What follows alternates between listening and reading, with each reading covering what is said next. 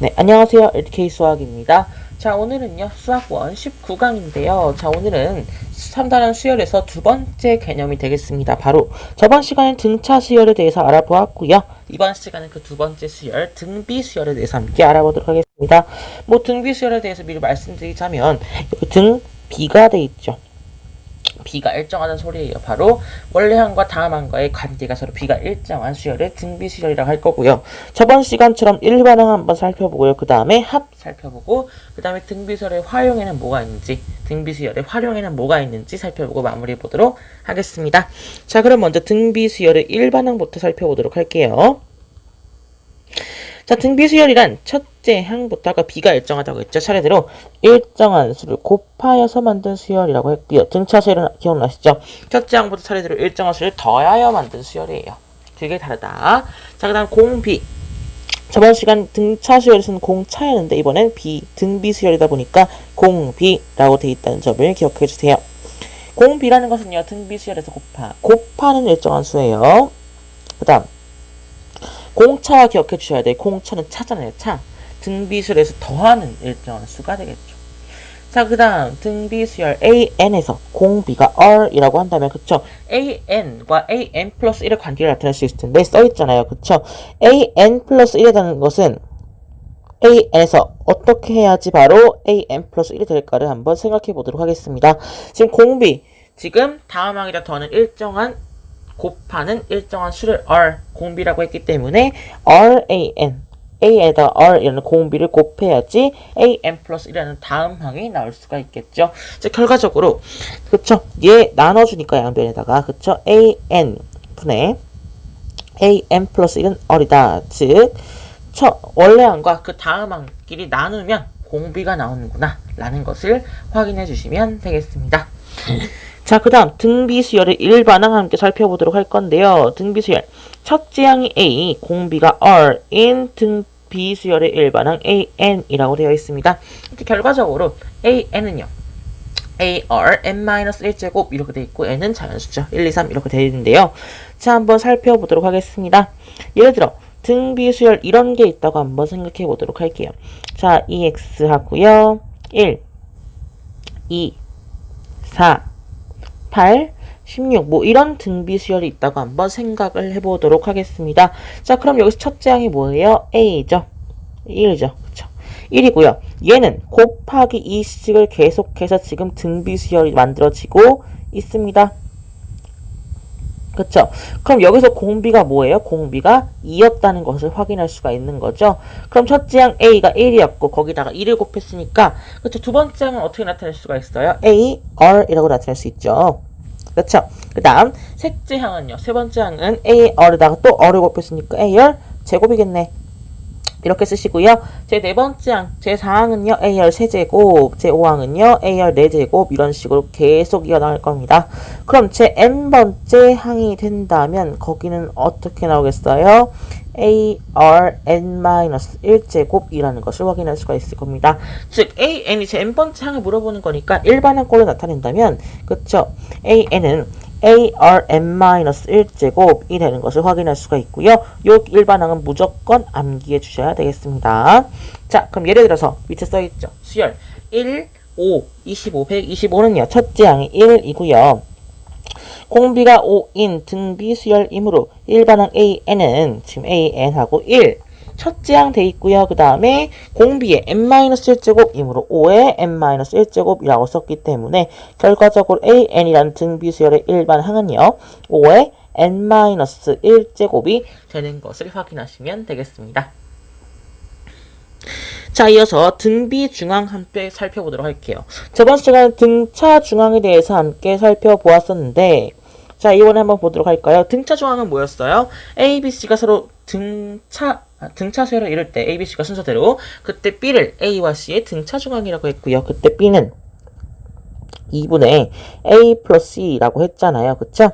얘는 뭐 한마디로 평균이라 할 수 있고 제일 뭐 구체적으로 말한다면 산술 평균이라 할 수 있는 거예요. 그쵸? 산술 평균. 자, 그 다음 등비 중앙도 함께 알아보도록 할게요. 지금 A, B, C가 차례대로 지금 등비 수열을 이루고 있기 때문에 B가 일정하죠. A분의 B와 B분의 C는 같습니다. 이렇게 분수 형태로 주어진다면 이렇게 X자로 곱하시면 되겠죠. 결과적으로 나오는 것은 B제곱은 AC구나 라는 거 확인할 수가 있겠죠. 자, 그리고 여기서 B가 양수였다면 B는 루트 AC라고 나타낼 수 있는데 루트 AC 얼마? 바로 기하평균이라 나타낼 수 있잖아요. 그래서 산술평균 기하평균이라고 적은 이유는 이게 바로 등차수열의 등차중앙과 등비수열의 등비중앙이 서로 그쵸 산술평균과 기하평균과 응용이 된다. 뭐 이런 식으로 말씀을 드리고 싶어서 이렇게 써드린 거고요. 자, 일단 얘는 양수일 때만 가능한 거예요. B가 양수일 때만 얘는 그쵸? 어쨌든 등비 중앙 구할 때 A, B, C가 뭐 문자로 되어 있을 때는 무조건 등비 수열의 일반항보다는 등비 중앙으로 푸는 것이 훨씬 편하잖아요. 그래서 B제곱은 AC라는 이 등비 중앙의 공식 또한 기억해 주셔야 되겠습니다.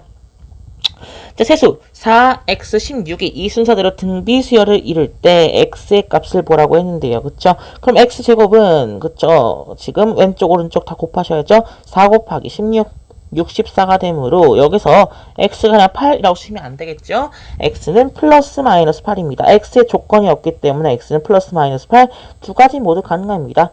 여기서 x가 8이 된다면 공비가 2인 거고요. 여기서 x가 마이너스 8이 나왔다면 공비가 마이너스 2인 등비 수열이 만들어진다고 확인할 수가 있겠죠. 자, 그럼 이어서 계속 다음 내용으로 함께 넘어가 보도록 할게요. 자, 이어서 이제 합을 알아봐야겠죠. 저번 시간 등차수열에서도 일반항 알아본 다음에 등차수열의 합 알아보았기 때문에 이번에도 등비수열의 합을 한번 알아보도록 하겠습니다. 자, 등비수열의 합이라고 되어 있는데요. 자, 첫째 항이 A, 공비가 어린 등비수열의 첫째 항부터 제 n항까지 합을 SN이라고 한번 해보도록 하겠습니다. 자, 이때 어리 1이 아닐 때 그 어리 1일 때라고 나눠져 있는데요. 이거 일단 신경 쓰지 마시고 일단 증명해 보도록 하겠습니다. 자, 일단 SN이라는 것은요. 이렇게 쓸 수가 있죠. 좀 더 땡겨서 쓸게요. 자, SN이라는 것은 첫째 항 A, 그 다음에 AR 제곱 뭐 이런 식으로 해서 어디까지? Jn항까지 AR N-1제곱까지 더한 거고요. 근데 저번 시간 등차수열의 합을 증명할 때는 SN을 거꾸로 쓴 다음에 더하셔가지고 같은 것을 찾아냈잖아요. 몇 개 있는지. 그렇게 하지 않을 거고요. 자, 이번엔 어떻게 할 거냐면 SN 그대로 쓸 건데 어떻게 할 거냐면 이거를 기억해 주세요. 공비를 곱해서 뺀다 라는 것만 기억해 주시면 쉽게 볼 수가 있어요. 공비를 그래서 곱할 겁니다. 이렇게 R이라고 곱하시면 어떻게 되시냐면 지금 AR 여기다 쓸게요. 플러스 AR 제곱 플러스 어디까지 가요? 얘 AR의 n-1제곱 한 다음에 AR의 n제곱까지 가겠죠. 얘는. 그쵸? 자, 그러면요. 여기서 양변을 한번 빼보도록 할게요. 지금 방금 공비를 곱해서 뺀다고 했기 때문에 지금 쓸 수가 있습니다. 자, 그럼 얘는 SN에서 SN을 뺀 거니까 1-R의 SN은 이라고 쓸 수 있죠. 그럼 이렇게 맞춰졌기 때문에 AR 제곱 여기까지는 다 없어질 거예요. 가운데 항은. 그럼 남는 것은 뭐가 있어요? A 마이너스 그쵸? 마이너스 붙고 AR N제곱이기 때문에 A를 묶는다면 1-R의 N제곱이 되겠습니다. 즉 R이 1이 아니라면 여기 조건을 두고 가야겠죠? 그쵸? 왜냐면 이렇게 1-R로 나눌 거기 때문에 R이 1이면 나눌 수가 없잖아요. 그래서 한번 R이 1이 아니라고 지금 조건을 두고 가도록 하겠습니다. 그럼 SN은요, 결과적으로 얼마? 1-R분의 A, 괄호 1-R의 N제곱이다 라고 할 수가 있겠죠. 그래서 R이 1이 아닐 때에는요, 이렇게 등비수열의 공식을 쓸 수가 있고요. 뭐, 요 공식도 있지만, 여기 양변에 마이너스 1을 곱해가지고, R-1분의 A, R의 N제곱 마이너스 1이라고 쓸 수가 있습니다. 이 두 가지 공식을 편할 때 쓰시면 되고요. 저는 어떻게 사용하냐면, 분모가 음수가 되는 건 싫잖아요. 그래서, R이라는 공비가 1보다 작을 때는 요 왼쪽 공식을 사용하시면 되고, 그 다음에 R이라는 것이 1보다 크다면, 그쵸? 분모가 양수가 되기 위해서는 R-1분의 이 오른쪽 공식을 사용하시는 게 훨씬 더 편리합니다. 따라서 편하실 때 원하는 때에 두 개의 공식을 사용하시면 되겠습니다. 자, 그럼 R이 1일 때 한번 살펴볼게요. 이때까지는 R이 1이 아니었잖아요. 그쵸? 그럼 R이 1이라면 어떻게 되는지 한번 살펴볼게요. R이 1이라면 그쵸? 어리 1이니까 첫째 항에서 A 어린데 두 번째 항도 A가 나오겠죠. 그쵸? 그 다음에 곱하기 1 하니까 지금 공비가 1이잖아요. 그쵸? A가 나오는 것을 확인할 수가 있겠습니다. 계속 항이 A밖에 없는 거예요. 그래서 SN이라고 한다면 요 등비수열의 합은 요 A라는 항이 몇 개 있다? N개가 있다는 것을 확인할 수가 있기 때문에 A가 N개 있다. 즉 AN, NA 이렇게 쓸 수가 있겠습니다. 즉 이 공식이 증명된 거죠. 어리 1일 때는 SN은 NA다 라고 구할 수가 있겠습니다. 그래서 앞으로는 이 공식도 다 알고 계셔야 돼요. 등비수열 합일 때 어리 1이 아닐 때 어리 1일 때 이 공식 등비수열 합 공식을 모두 기억해 주시면 좋겠습니다. 자, 그럼 예를 들어 첫째 항이 16, 공비가 2분의 1, 항수가 6인 등비수열 합이래요. 그러면 S6, 제 1항부터 제 6항까지의 합 이렇게 되어 있기 때문에 얘는 공비가 2분의 1이죠. 그럼 1-얼분의 이 첫 번째 공식 쓰는 게 훨씬 편하겠죠. 그럼 1 마이너스 2분의 1분의 첫째 항 얼마? 16. 그 다음에 1 마이너스 공비의 6제곱 이렇게 되는 것을 확인할 수가 있죠. 자, 그럼 2분의 1분의는 2로 곱해줄 거고요. 2 곱하기 16.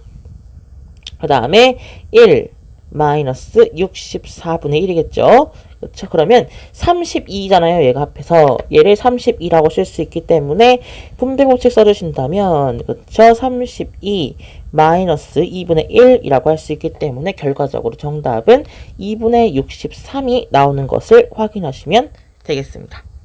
근데 첫째 항 공비 항수가 6이다 이렇게 여기서 문제는 주어졌지만 실제 문제 나올 때는 이렇게 주어지지 않고 자기가 직접 첫째 항은 뭐고 공비는 뭐고 항수는 몇 개 있는지 다 찾으셔야 돼요. 그런 것까지는 다음 시간 등비수열 문제풀이에서 좀 더 자세히 다뤄보도록 하겠습니다. 자, 두 번째 수열의 합 SN을 알고요. 일반항 AN을 구할 때 저번 시간이랑 똑같아요. 다를 게 없습니다.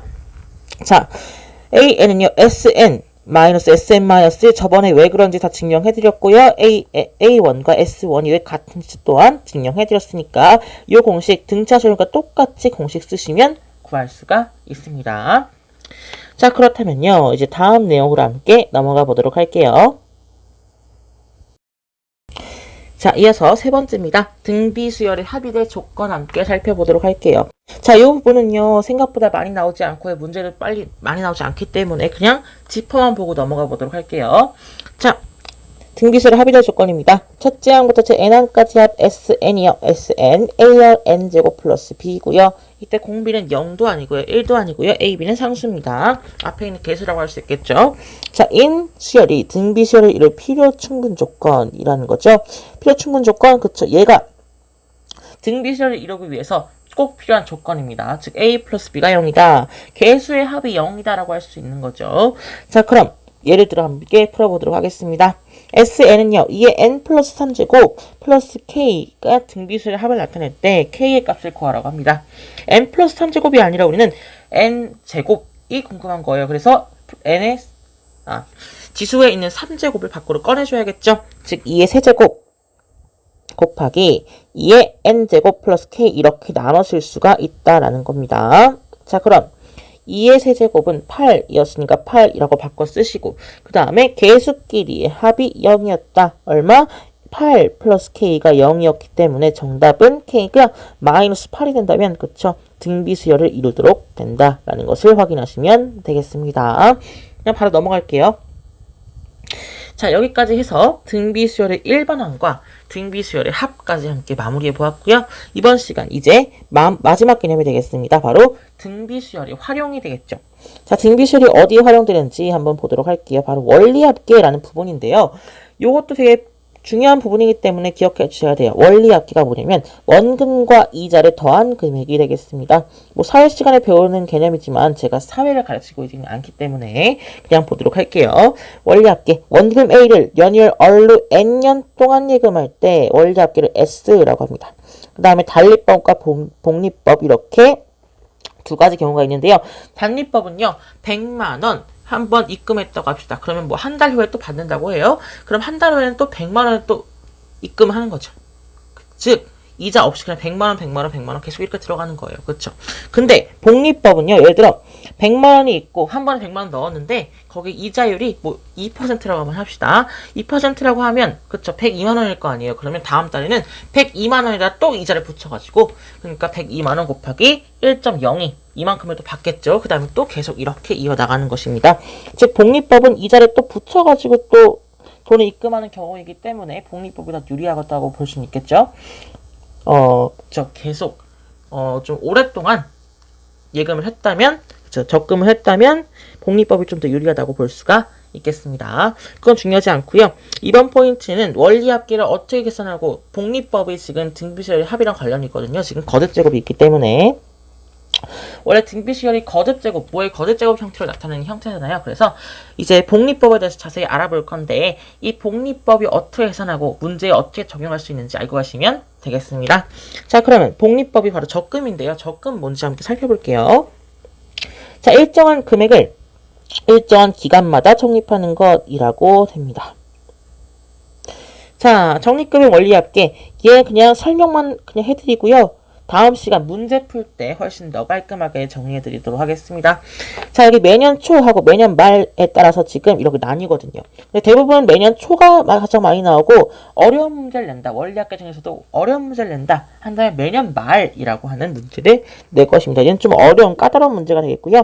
자, 매년 초에 A원씩 연인 어린 복리법에 의해서 N년간 적립했을 때 N년 말에 원리합계 SN은요. SN은 R분의 A 한 다음에 1-L, 1-R의 N제곱 마이너스 1. 지금 자세히 보시니까 지금 등비설의 합과 비슷해 보이지 않으세요? 여기 공비가 있고 첫항 있고 그 다음에 뭐 공비의 N제곱 마이너스 1 뭐 이런 식으로 돼 있잖아요. 그래서 얘는 되게 등비설의 합으로 계산하는 부분이기 때문에 다음 시간 문제풀이에서 좀 더 깔끔하게 설명해 드릴게요.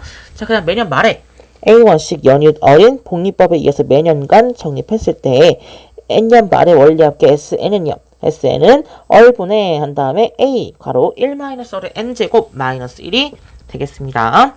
뭐 이렇게만 알아두세요. 자, 그래서 아직 이해가 안 되실 것 같아서 문제 하나 가지고 왔습니다. 월 이율 1%인데요. 이때 한 달마다 복리로 매월 초 10,000원씩 적립을 한다고 합니다. 이때 2년 후에 월말의 원리합계를 구하라고 했네요. 단 이렇게 문제가 주어질 거예요. 1.01의 24제곱을 어떻게 계산합니까? 그래서 간단하게 1.01의 24제곱을 1.27로 계산하라 라고 이렇게 주어질 거예요. 뭐 이거 보고 모르시는 분들은 이거 보고 힌트를 얻으실 수 있겠죠? 자, 그럼 자 2년 후에 지금 월말 원리합계를 구하는 거잖아요. 그쵸? 그럼 2년 후는 뭐예요? 24개월이잖아요. 2년은 총 24개월 동안 지금 복리를 한 거죠. 여기까지 일단 파악해 두세요. 그럼 S라는 것은요. 지금 원리 합계를 구하는 건데 다 합하고 있는 거죠. 그럼 첫 번째 월 이율이 1%고 한 달마다 복리로 매월 초에 넣었으니까 그 달 말에 나오는 가격은 그쵸 만에다가 1.01을 곱한 가격이 나올 거고요. 그 다음 두 번째에서는 거기다가 1.01을 또 곱했으니까 만 곱하기 1.01의 제곱이 나올 거고요. 그 다음 세 번째 달에서는 만 곱하기 1.01의 세제곱이 나올 거고요. 그래서 어디까지 가요? 자, 만 곱하기 1.01의 24제곱까지 가겠죠. 이렇게 생각해 주시면 되거든요. 자, 그러면 볼게요. 여기서 등비수열의 합을 이용할 수가 있는 거예요. 첫 항이 지금 얼마? 만 곱하기 1.01이고 그 다음 공비가 1.01인 등비수열의 합 구하시면 되기 때문에 1.01에서 1 빼고요. 첫 항은 만 곱하기 1.01에다가 1.01에 지금 항이 24개 있으니까 24제곱 마이너스 1이죠. 그래서 1.01에 24제곱을 계산하라고 지금 여기에 지금 힌트가 주어져 있잖아요. 1.27로 계산하라고 요때 요 힌트를 사용해 주시면 되겠습니다. 자, 일단 0.01이기 때문에 일단 분모에 있는 값은 100이 올라갈 거고요. 그 다음 만 그 다음에 1.01인데 100이랑 곱해서 한 번에 101이라고 바로 깔끔하게 적어버리도록 하겠습니다. 그 다음 여기서 1.27 곱하기 마이너스 1이라고 되어 있기 때문에 얘는 0.27이구나 이렇게 쓸 수가 있겠죠.